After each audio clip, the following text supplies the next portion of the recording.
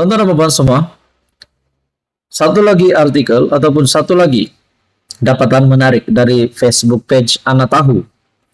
Saya amat meminati page Facebook Ana Tahu ini setelah saya mendapat banyak informasi tentang Sanusi ataupun Menteri Besar Kedah. Tetapi bukan bermaksud saya tidak suka dengan Menteri Besar Kedah. Tetapi ini adalah isu yang hangat dan ramai yang pasti meminati tentang isu ini. Dalam artikel ini, saudara-saudara, ataupun Facebook page Ana Tahu, 12 pencapaian Sanusi yang walaupun harus bangga. Wow. Dan bagi saya, adakah ini juga satu maklumat yang tidak diketahui ramai? Menerusi Facebook page Ana Tahu, Ana rasa nomor 6 tu sikit lagi jadi Kelantan lah Kedah tu. Syarikat untung, tapi beli kereta mewah lepas je Sanusi naik jadi MB. Bukan belanja untuk rakyat, pakar dah warning. Tetapi Sanusi tak sempat fikir, mulut lagi laju dari otak dia. Cakap dulu baru fikir. 12 pencapaian Sanusi yang walaupun harus bangga. Yang pertama, ini pasti kejutan besar untuk penyokong-penyokong PAS PN. Yang pertama, Sanusi di compound kerana membuat pandu uji kereta Ford Ranger Raptor sewaktu PKP. Pada awalnya Sanusi berbohong, menafikan, tapi akhirnya terbukti dia melanggar peraturan. Yang kedua, Sanusi ditangkap dan didakwa kerana menghina Sultan Selangor setelah laporan polis dibuat oleh ahli Dewan Diraja Selangor. Sanusi disanjung sebagai hero Malaya oleh PAS kerana menghina Sultan.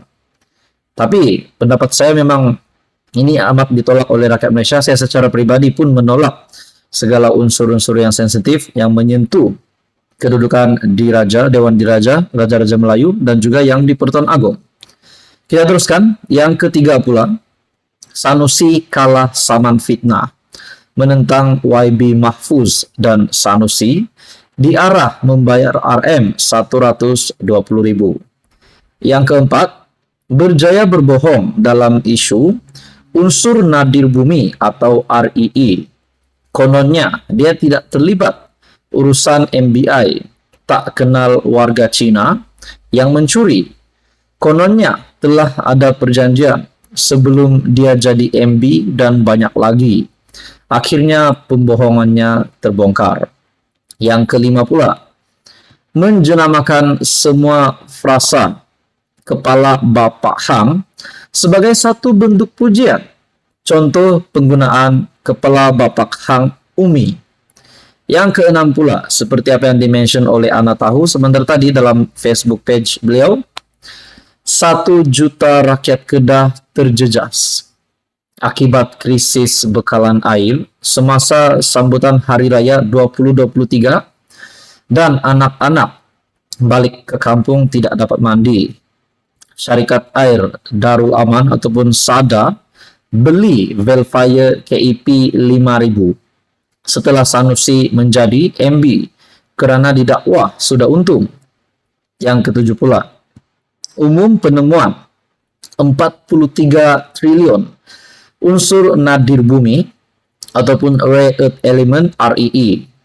Akhirnya REE itu dicuri besar-besaran dalam Bun Sanusi sendiri selama 2 tahun, dijangka bernilai berbilion ringgit. Yang ke-8 pula, umum pelaburan 40 bilion, tambakan laut di Langkawi ala-ala Dubai oleh Widad Langkasuka, tapi tiada proses setelah 2 tahun. Kini Sanusi berlepas tangan dengan katanya, tugas kerajaan negeri dah selesai, selebihnya urusan pihak swasta. Yang ke-9 pula, berjaya jadi idola kanak-kanak dan pelajar sekolah sebagai hero carut Melayu dengan memupuk nilai suka mencarut, suka menghina bentuk badan orang, dan hina adik-beradik sendiri di dalam ceramah. Yang ke-10 pula, umum trek litar lumba siap dalam masa 6 bulan. Setelah setahun, Titarnya masih tidak siap. Kini Sanusi salahkan Kerajaan Perpaduan kerana kontrak terlari. Yang ke-11, umum bina Stadium Baharu Kedah RM 70 juta. Kononnya hampir equality Stadium JDT. Yang ada hanya Stadium Bunian Krik Krik Krik. Oke, yang terakhir pula, yang ke-12, umum pelaburan masuk ke Kedah berpuluh bilion ringgit.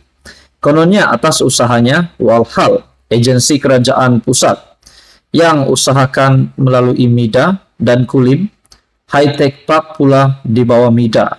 Berapa ramai pelabur yang Sanusi jumpa?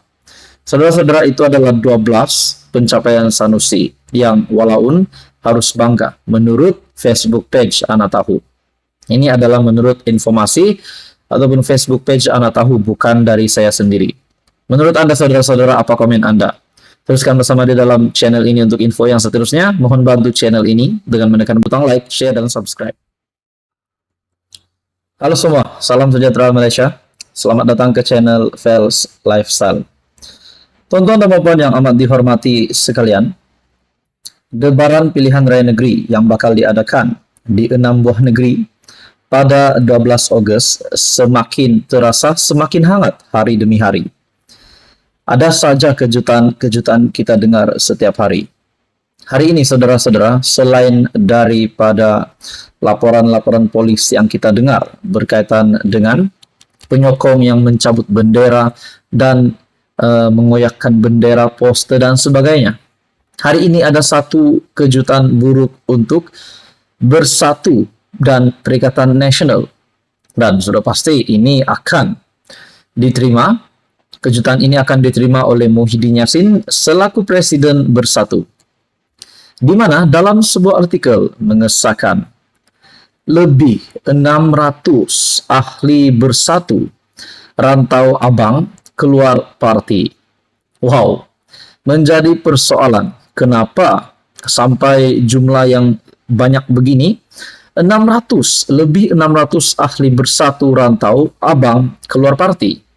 Dan kemana mereka? Menurut artikel ini dari H Metro ataupun My Metro, lebih 600 ahli Bersatu rantau abang keluar parti, dan yang mengejutkan, kembali kepada UMNO. Nah, saudara-saudara, tuan-tuan dan puan, adakah ini petanda bahwa ahli Bersatu yang keluar parti, yang masuk semula UMNO, ini menunjukkan kemenangan UMNO ataupun Kerajaan Perpaduan yang awal.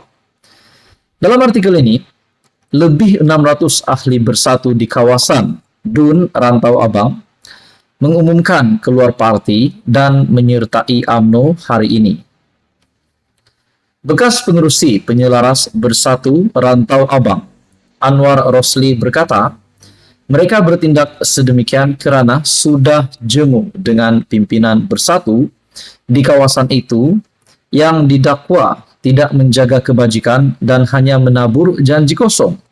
Selepas meneliti situasi politik semasa, ahli-ahli yang keluar pada hari ini merasakan telah dipinggir oleh pimpinan Bersatu di sini yang tidak mengambil berat terhadap masalah kami. Wow.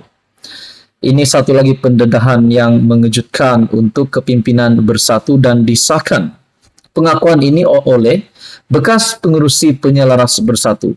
Dan inilah yang dinyatakan. Adakah inilah yang dilakukan kepimpinan Bersatu di Dun Rantau Abang?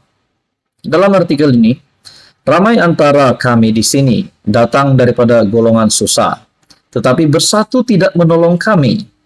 Yang banyak menolong adalah UMNO sejak sebelum ini, dan mereka tidak pun memilih orang untuk memberi bantuan. Kebanyakan bekas ahli Bersatu yang keluar parti membabitkan mereka di kawasan pusat daerah mengundi, balai besar dan taman Permin Indah. Menurut Anwar, ramai lagi ahli Bersatu, khususnya di Dungun, akan mengikut jejak langkah mereka, meninggalkan parti itu dan menyertai UMNO dalam masa terdekat.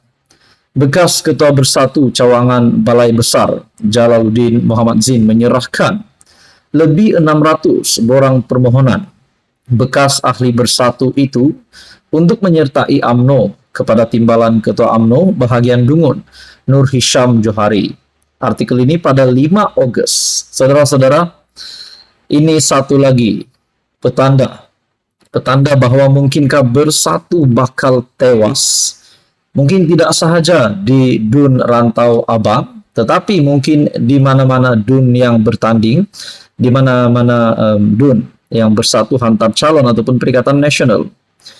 Ini membuktikan bahwa kepimpinan Bersatu di DUN Rantau Abang adalah tidak baik disebabkan lebih 600, bukan jumlah yang sedikit, bukan satu orang, bukan dua orang. Bagi saya, saudara-saudara, ini satu lagi kejutan buruk untuk Bersatu dan Perikatan Nasional. Jadi, saudara-saudara, apa komen Anda? Teruskan bersama di dalam channel ini untuk info yang seterusnya. Mohon bantu channel ini dengan menekan butang like, share, dan subscribe.